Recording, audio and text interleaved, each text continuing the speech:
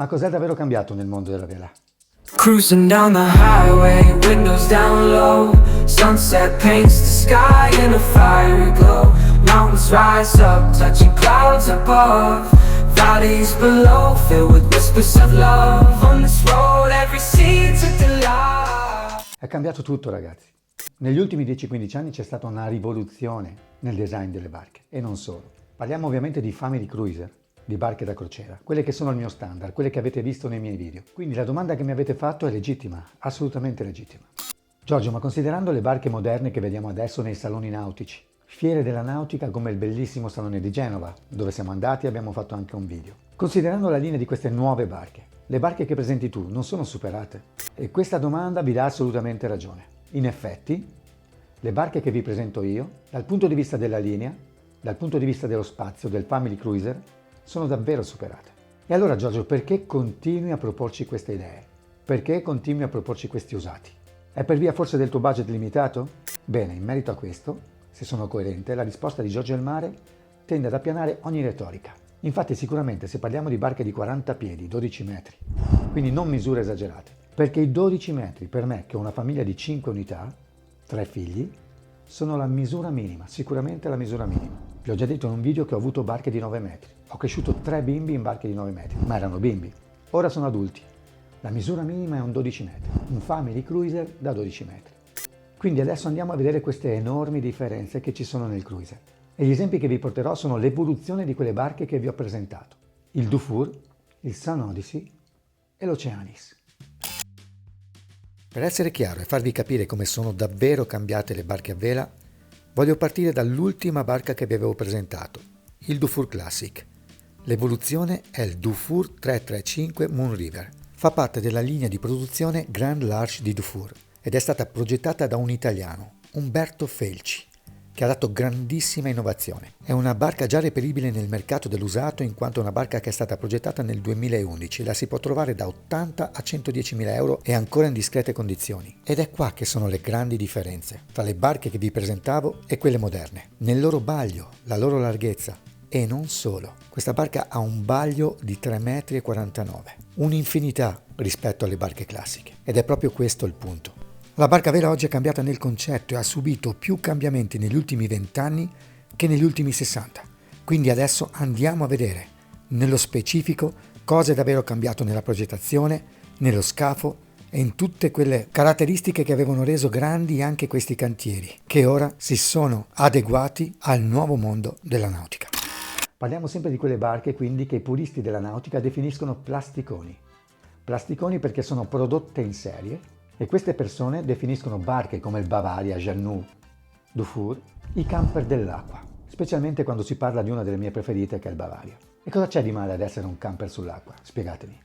Marc Lombard, l'ingegnere che ha lavorato in questi cantieri francesi, ad esempio Jeanneau, ha portato grande innovazione nel restyling di queste barche. Non a caso si è occupato di progetti importanti come i Class 40, che sono barche da regata oceanica, e ha portato quell'innovazione nel mondo del cruiser, nel mondo della crociera per famiglie. Cos'è cambiato? Avete visto le barche che vi ho presentato? Avete visto quali sono le mie barche preferite? Avete visto cosa ne penso delle nuove barche che fanno la Coppa America? Nei miei video mi sono raccontato. Mi piacciono le barche degli anni 70, 80, 90, le barche classiche per intenderci. Quelle molto affusolate, prua veramente stretta, scafo relativamente stretto e poppa stretta. E quando parliamo di barche relativamente strette parliamo di barche che vanno dai 2,30 m ai 3 metri, 3,20 m, baglio che io considero molto largo. Questo per una questione di linea, di navigabilità e di stabilità. Cos'è cambiato nella vela? Si è andati verso la comodità estrema, la navigabilità estrema, la velocità. Perché le barche che vi ho presentato io negli ultimi video sono barche che per superare quella fatidica soglia degli 8 nodi e mezzo, hanno bisogno di condizioni estreme, quindi soggette anche a tutti i rischi di navigare in condizioni del genere. Hanno bisogno di vento molto sostenuto. Questi nuovi family cruiser invece superano quella fatidica soglia comodamente per delle caratteristiche ben precise. Quindi queste barche vanno comodamente in doppia cifra. 11 nodi, 12 nodi, anche 15 nodi. Ma com'è possibile? È possibile. Hanno lo scafo come le barche da regata.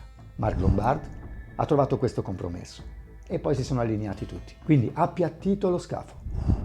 Fondo piatto. Certo rimane il bulbo, ma attaccato a un'appendice stretta con il bulbo che fa da contrappeso.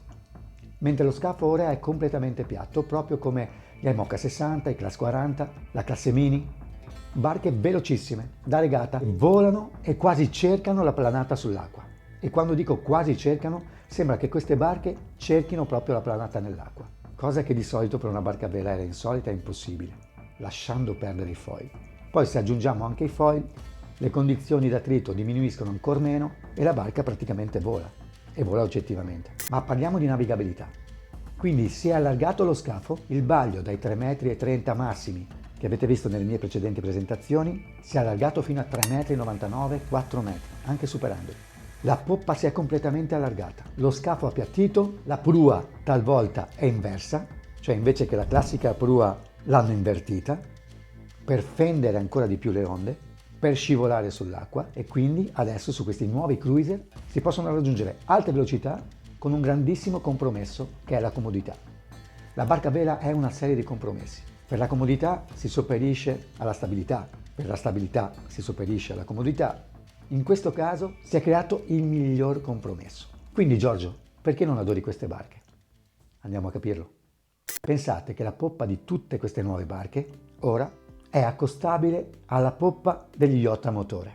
Quindi una spiaggia infinita ampia, comodissima la discesa in acqua del gonfiabile di salvataggio, con 2 mosse lo si può fare, talvolta, e questo era impensabile nei 12 metri, il piccolo tender di 2 metri o di 2,60 m si può inserire sotto la poppa in un garage a pelo dell'acqua. Questo era impensabile in un 12 metri una volta, ma erano impensabili molte cose su un 12 metri una volta. Ora avete una larghezza di poppa di 4 metri, sapete cosa vuol dire? Vuol dire un tavolo abbattibile gigantesco in pozzetto.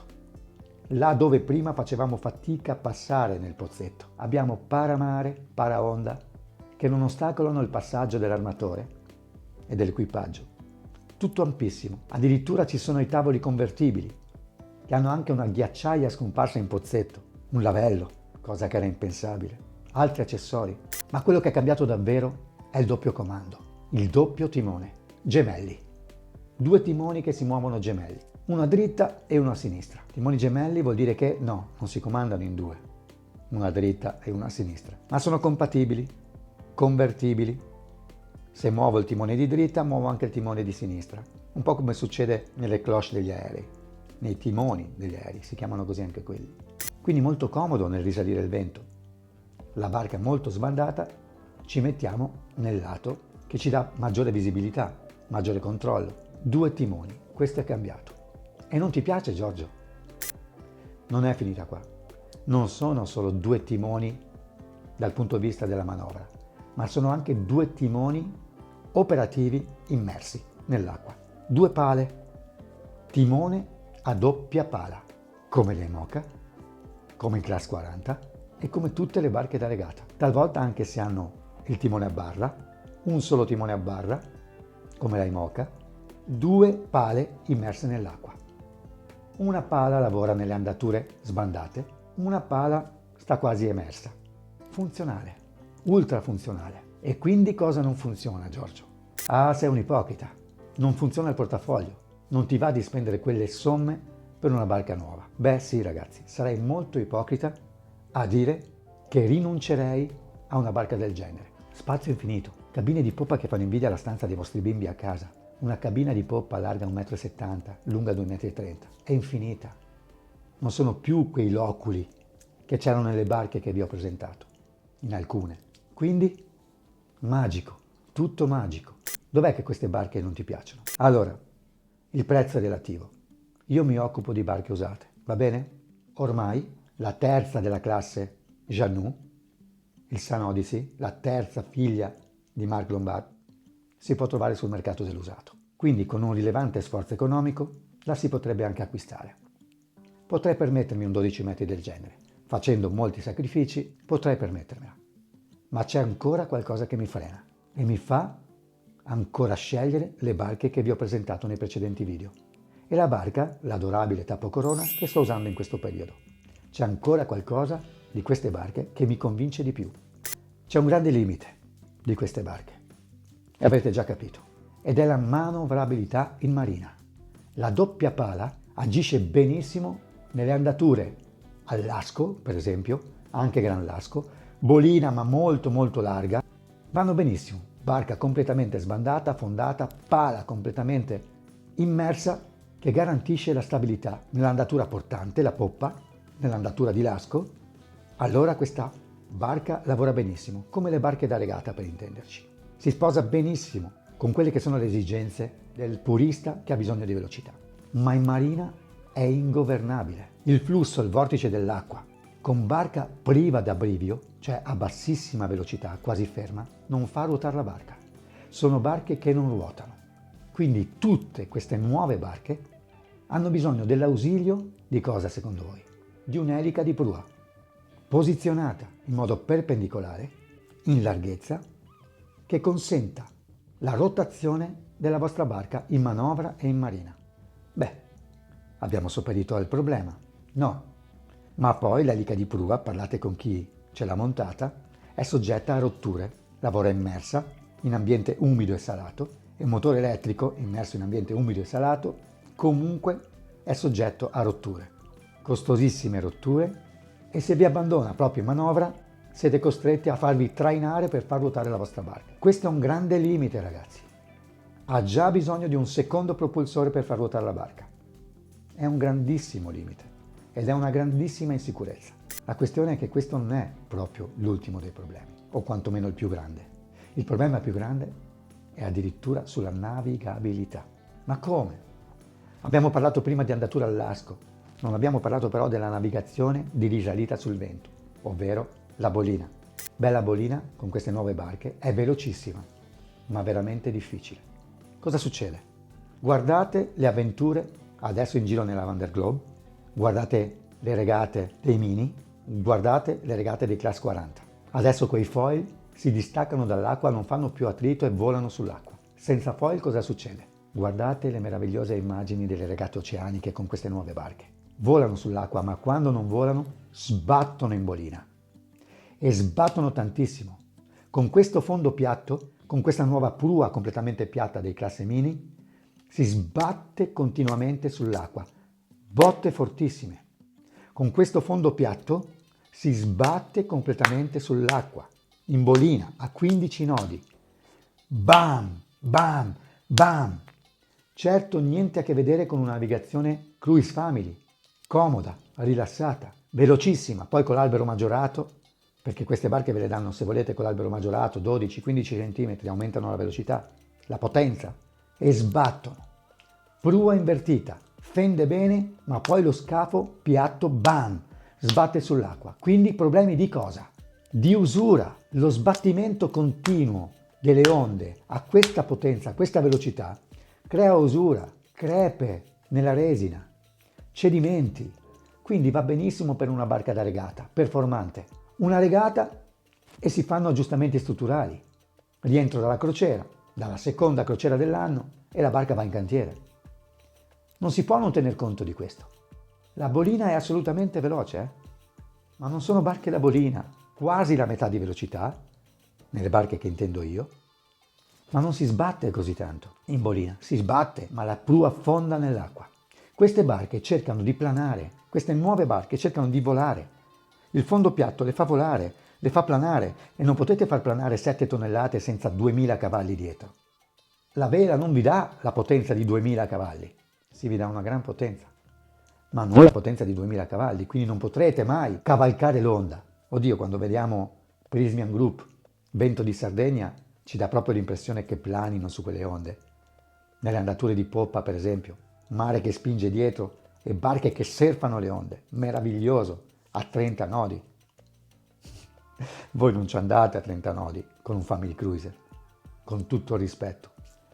E a 15, 14, 13 nodi questo bam, bam, bam, gli oblò, i passauomo, barche fantastiche, enormi, vivibili. Fare un aperitivo in marina, in quelle barche, la sera, ma pensate che a Giorgio al Mare non piacerebbe? Invitare 10 amici in quel super pozzetto enorme, tirare giù degli spritz con l'Aperol, il mio amico Manuel, e fare dei bellissimi aperitivi al tramonto in marina con quella barca, o fermi all'inglese nel porto vecchio di Grado con questa poppa gigantesca. lì, in mezzo al centro, un aperitivo in centro, a costo zero. Oddio, a costo zero.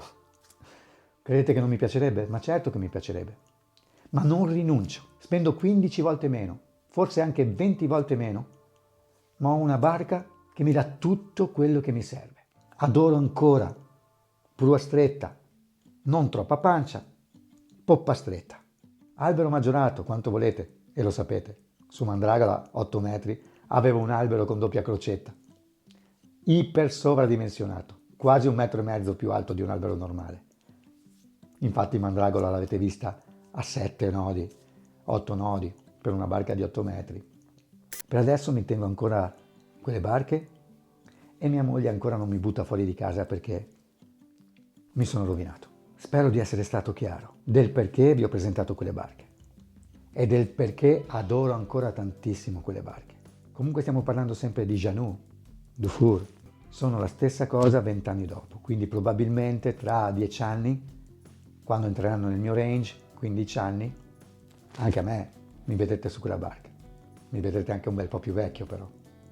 E ragazzi, io sono onorato di quello che state creando come community nel mio canale. Siete tantissimi, i vostri commenti sono adorabili. Mi avete preso come riferimento, per me è un grande orgoglio. Insomma, cerco di non nascondere mai quello che è la mia reale esperienza di navigazione. Però sono malato di barche, di tutto ciò che galleggia. Da quando ero piccolino, dal mio primo canotto che ho avuto e ho preteso, alla canoa, a tutte le barche open che ho avuto, ai fly junior che ho avuto, le piccole barche a vela. Non so tutto sulle barche, ma le amo tantissimo. Pensate che le sogno ogni notte da quando ero bambino e almeno 150-170 giorni l'anno le passo sulle mie barche. È da qui che mi permetto ogni tanto di dare qualche consiglio e qualche mio punto di vista. Quindi continuate a farlo, continuate a iscrivervi al mio canale, perché stiamo raggiungendo i 10.000 e anche abbastanza velocemente. E quando sarete 10.000 farò un evento al mare, una grande festa e vi voglio tutti presenti. Celebreremo questa nuova grande community che vede il mare un po' a suo modo e lo faremo appiattendo queste differenze, perché già molti di loro si sono convertiti alla nostra religione. Sono diventati miei grandi amici, mi capiscono e vi dico che alcuni dei più grandi navigatori ogni tanto mi allunga anche qualche bel messaggio di conforto e se lo fanno loro mi danno grandissima carica e grandissima sicurezza. Ma la grandissima carica, sono sincero, me lo danno i vostri commenti. Ogni vostro commento è 20 litri di benzina a 1000 ottani per me, che mi fa volare e mi fa voglia di far crescere la nostra community e di fare un nuovo video. Quindi grazie da Giorgio, il mare e questo meraviglioso mondo che vi sta aspettando a braccia aperte. Ciao.